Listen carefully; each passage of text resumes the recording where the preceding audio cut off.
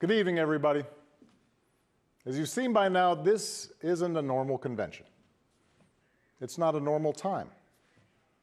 So tonight, I want to talk as plainly as I can about the stakes in this election. Because what we do these next 76 days will echo through generations to come.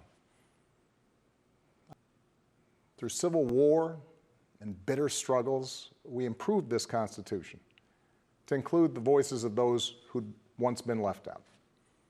And gradually, we made this country more just and more equal and more free. The one constitutional office elected by all of the people is the presidency. So at a minimum, we should expect a president to feel a sense of responsibility for the safety and welfare of all 330 million of us, regardless of what we look like, how we worship, who we love, how much money we have, or who we voted for. But we should also expect a president to be the custodian of this democracy. We should expect that regardless of ego, ambition, or political beliefs, the president will preserve, protect, and defend the freedoms and ideals that so many Americans marched for, went to jail for, fought for, and died for. I have sat in the Oval Office with both of the men who are running for president. I never expected that my successor would embrace my vision or continue my policies. I did hope, for the sake of our country, that Donald Trump might show some interest in taking the job seriously,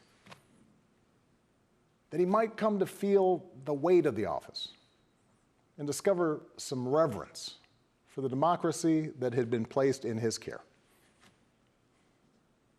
But he never did. For close to 4 years now, he has shown no interest in putting in the work, no interest in finding common ground, no interest in using the awesome power of his office to help anyone but himself and his friends. No interest in treating the presidency as anything but one more reality show that he can use to get the attention he craves. Donald Trump hasn't grown into the job because he can't. And the consequences of that failure are severe. 170,000 Americans dead. Millions of jobs gone, while those at the top take in more than ever. Our worst impulses unleashed, our proud reputation around the world badly diminished, and our democratic institutions threatened like never before. Now, I know that in times as polarized as these, most of you have already made up your mind. But maybe you're still not sure which candidate you'll vote for, or whether you'll vote at all. Maybe you're tired of the direction we're headed, but you can't see a better path yet, or you just don't know enough about the person who wants to lead us there. So let me tell you about my friend, Joe Biden. 12 years ago, when I began my search for a vice president, I didn't know I'd end up finding a brother. Joe and I come from different places, different generations, but what I quickly came to admire about Joe Biden is his resilience, born of too much struggle, his empathy, born of too much grief. Joe is a man who learned early on to treat every person he meets with respect and dignity, living by the words his parents taught him. No one's better than you, Joe, but you're better than nobody. That empathy, that decency, the belief that everybody counts, that's who Joe is. When he talks with someone who's lost her job, Joe remembers the night his father sat him down to say that he'd lost his. When Joe listens to a parent who's trying to hold it all together right now, he does it as a single dad who took the train back to Wilmington each and every night so he could tuck his kids into bed. When he meets with military families who've lost their hero, he does it as a kindred spirit, the parent of an American soldier, somebody whose faith has endured the hardest loss there is. For 8 years, Joe was the last one in the room whenever I faced a big decision. He made me a better president, and he's got the character and the experience to make us a better country. And in my friend Kamala Harris, he's chosen an ideal partner who is more than prepared for the job. Someone who knows what it's like to overcome barriers and who's made a career fighting to help others live out their own American dream. Along with the experience needed to get things done, Joe and Kamala have concrete policies that will turn their vision of a better, fairer, stronger country into reality. They will get this pandemic under control, like Joe did when he helped me manage H1N1 and prevent an Ebola outbreak from reaching our shores. They'll expand health care to more Americans, like Joe and I did 10 years ago, when he helped craft the Affordable Care Act and nail down the votes to make it the law. They'll rescue the economy, like Joe helped me do after the Great Recession.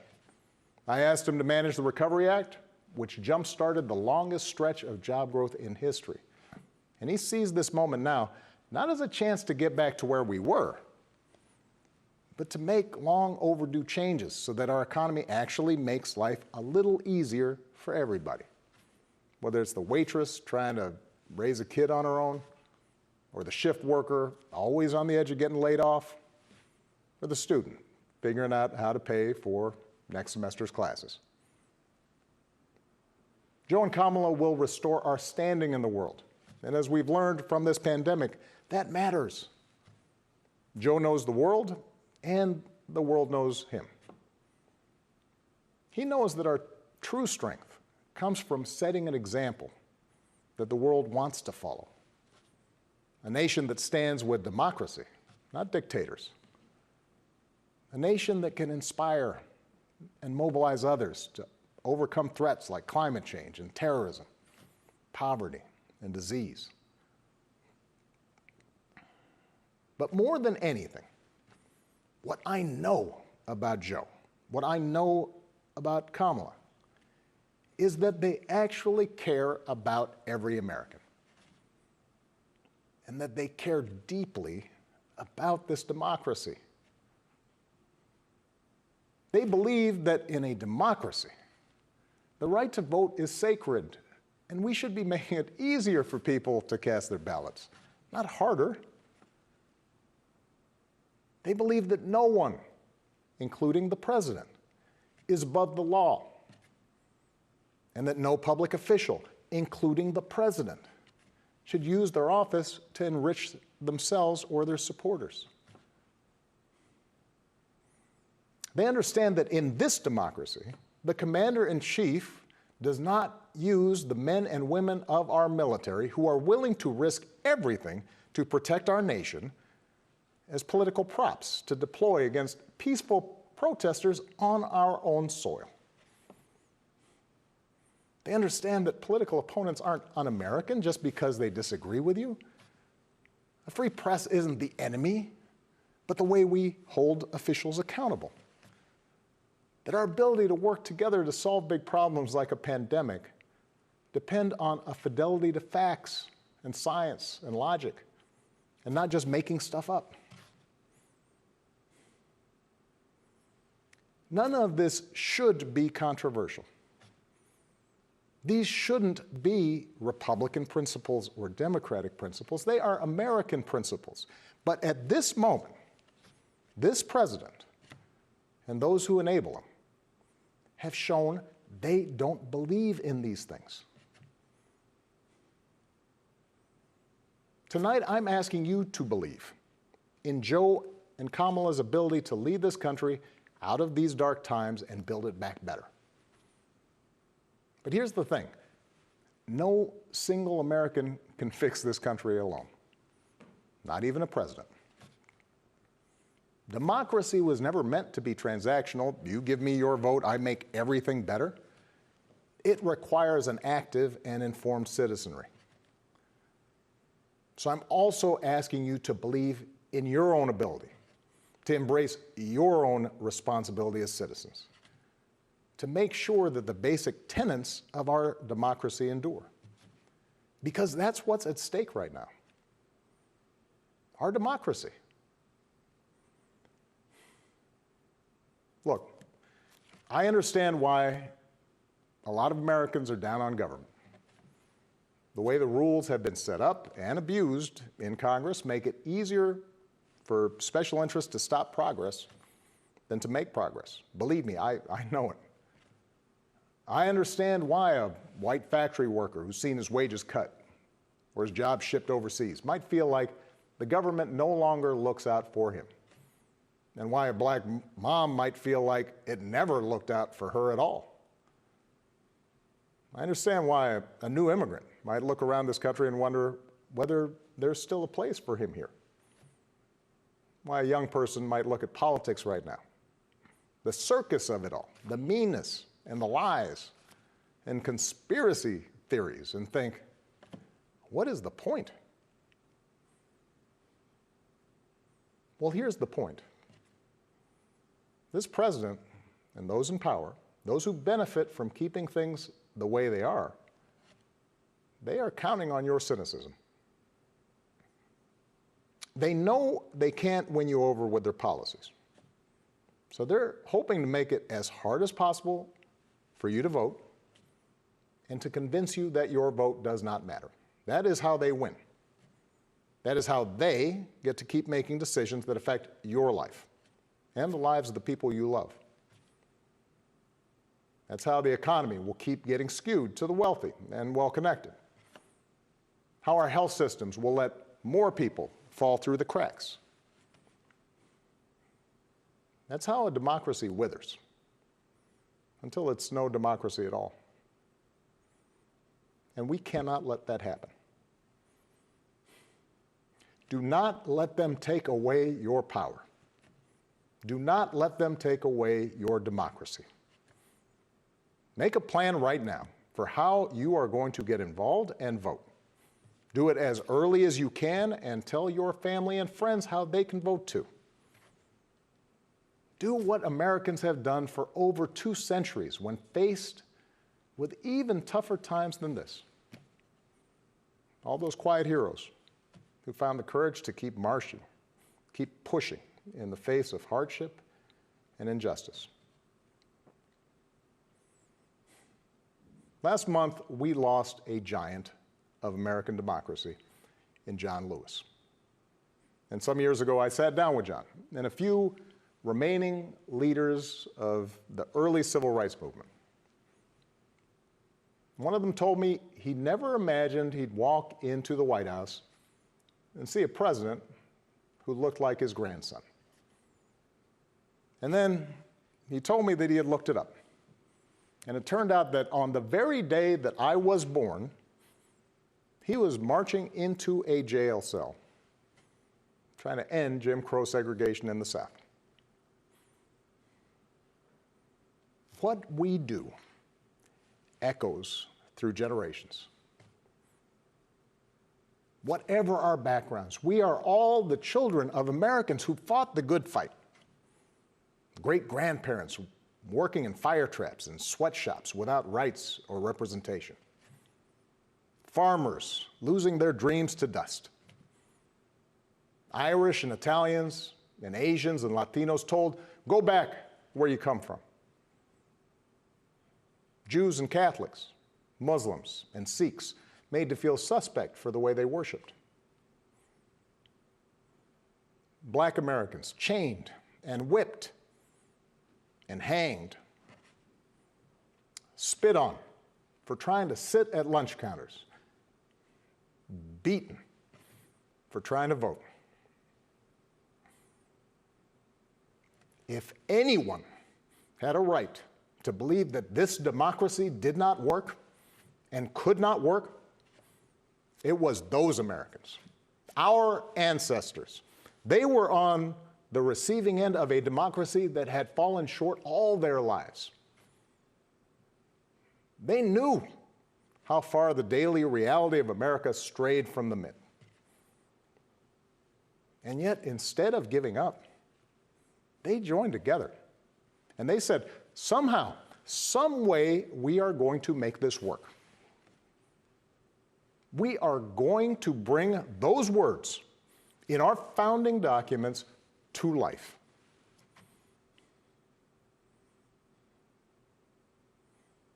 I have seen that same spirit rising these past few years. Folks of every age and background who packed city centers and airports and rural roads so that families wouldn't be separated, so that another classroom wouldn't get shot up, so that our kids won't grow up on an uninhabitable planet. Americans of all races joining together to declare, in the face of injustice and brutality at the hands of the state, that Black lives matter. No more, but no less. So that no child in this country feels the continuing sting of racism. To the young people who led us this summer, telling us we need to be better, in so many ways, you are this country's dreams fulfilled. Earlier generations had to be persuaded that everyone has equal worth. For you, it's a given, a conviction. And what I want you to know is that for all its messiness and frustrations, your system of self-government can be harnessed to help you realize those convictions for all of us. You can give our democracy new meaning. You can take it to a better place. You're the missing ingredient. The ones who will decide whether or not America becomes the country that fully lives up to its creed. That work will continue long after this election. But any chance of success depends entirely on the outcome of this election. This administration has shown it will tear our democracy down if that's what it takes for them to win. So we have to get busy building it up by pouring all our efforts into these 76 days and by voting like never before for Joe and Kamala and candidates up and down the ticket so that we leave no doubt about what this country that we love stands for today and for all our days to come. Stay safe. God bless.